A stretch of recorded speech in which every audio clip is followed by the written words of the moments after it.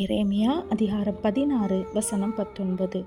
என் பலனும் என் கோட்டையும் நெருக்கப்படுகிற நாளில் என் அடைக்கலமும் ஆகிய கர்த்தாவே.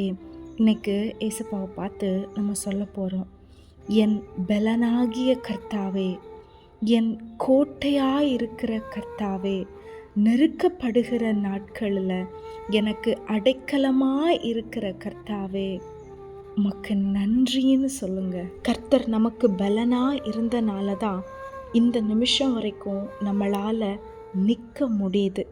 அநேகவற்றை செய்ய, அநேகவற்றை தாண்ட கர்த்தருடைய பலன் நமக்கு இருந்தனால நாம் அதை தாண்டணும். இந்த நிமிஷம் வரைக்கும் நம்ம வாழ்க்கையில் நம்ம நிற்கிறோம். நம்மளுக்கு கோட்டையாய் இருக்கிற தேவன் நமக்கு கோட்டையாக இருந்தபடியினால தான் இன்றைக்கும் நம்ம பாதுகாக்கப்படுகிறோம்.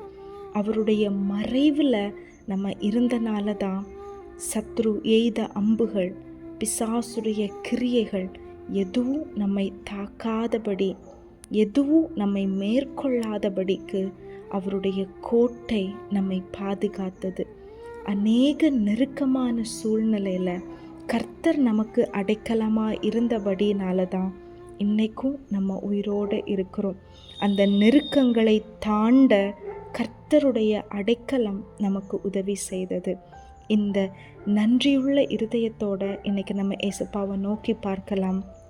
இன்னும் உங்கள் வாழ்க்கையில் வேண்டிய பலன் உங்களுக்கு கர்த்தர் தருவாங்க. கர்த்தர் உங்களுக்கு இன்னும் ஒரு பாதுகாப்பை தருவாங்க. கர்த்தர் உங்களுக்கு கோட்டையாக இருப்பாங்க.